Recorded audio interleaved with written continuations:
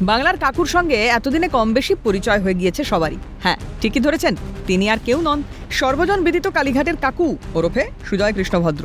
নিয়োগ দুর্নীতি মামলার তদন্তে নেমে 2023 সালের 30শে মে এনফোর্সমেন্ট ডিরেক্টরেটের হাতে গ্রেপ্তার হন তিনি। পরবর্তীতে 2024 সালের ডিসেম্বরে শোন অ্যারেস্ট করে কেন্দ্রীয় তদন্তকারী সংস্থা সিবিআই। গ্রেপ্তারের আগে সংবাদ মাধ্যমকে দেওয়া সাক্ষাৎকারে তার মুখে শোনা যায় অভিষেক বন্দ্যোপাধ্যায়ের কথা। বলেছিলেন, আমি লিপস অ্যান্ড বাউন্সে চাকরি করি, আমার সাহেবের নাম অভিষেক বন্দ্যোপাধ্যায়, ওকে ছুতে পারবে না, তাই আমাকে ডাকছে। এরপর গঙ্গা দিয়ে বয়ে গেছে অনেক জল, সময় বদলেছে, রাজাও নেই, নেই রাজ্যপাট। ফের শিরোনামে লিপস অ্যান্ড বাউন্স। নিয়োগ দুর্নীতি মামলায় কেন্দ্রীয় এজেন্সির নজরে আসে সংস্থাটি। স্বাভাবিকভাবেই উঠে আসে কালীঘাটের কাকু ওরফে সুজয় কৃষ্ণ ভদ্রের নাম।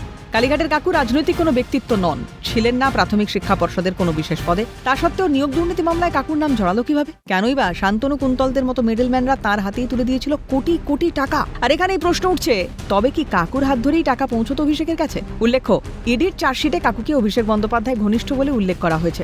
সিবিআই এর দাবি ছিল প্রাথমিকে নিয়োগ দুর্নীতিতে সরাসরি জড়িত কালীঘাটের কাকু।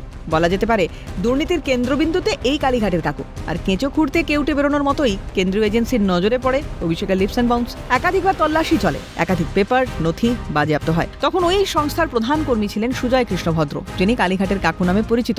প্রশ্ন ওঠে, এই লিপস অ্যান্ড বাউন্স আসলে কিসের কোম্পানি? কি কাজ হতো সেখানে? কোথায় কারখানা? ডায়মন্ড হারবারের সাংসদ একসময় দাবি করেছিলেন লিপস অ্যান্ড বাউন্স আগে consultancy service, share trading, branding এর কাজ করত।